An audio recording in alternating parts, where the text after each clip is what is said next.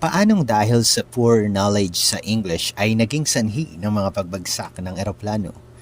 Pag-usapan natin yan dito sa Hugot Kaalaman. By the way, don't forget to like, share, and subscribe. Balik tayo sa ating topic. Madalas kapag nagkamali ka sa pagsasalita ng English, marahil ay medyo mahihiya ka lang, pero walang masamang mangyayari sa iyo. Pero hindi ganyan ang kalagayan para sa mga piloto at crew ng mga eroplano, kung saan ang mabuting komunikasyon ay nasa pagitan ng buhay at kamatayan.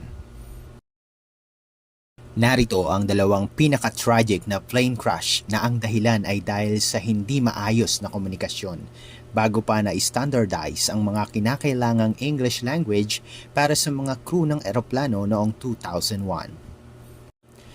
Pagbangga sa ere ng Charkhi Dadri.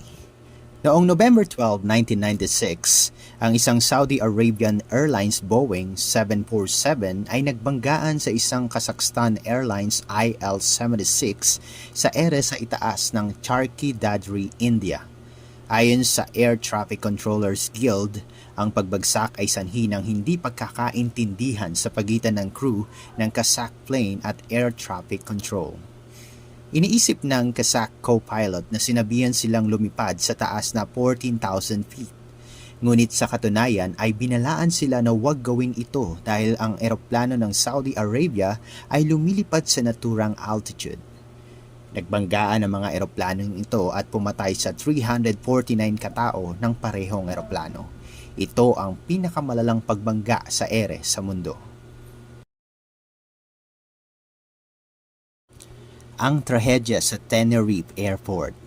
Noong March 27, 1977, nagbanggaan naman ang dalawang eroplano sa runway sa Los Rodeos Airport. Ngayon ay tinatawag na Tenerife Airport. Isang teroristang insidente sa isang kalapit na paliparan ang nagdulot ng pagsasali ng ilang flights sa Los Rodeos Airport kung saan ang tanawin ay hindi masyadong maliwanag dahil sa mahinang paningin.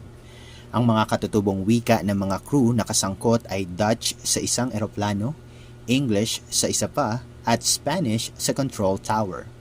May mga problema ang mga crew sa pangunawa sa isa't isa sa English dahil sa kanilang accent, at nalilito sila sa malabo at di malinaw na paggamit ng wika kapag hinihingan sila ng pahintulot na lumipad.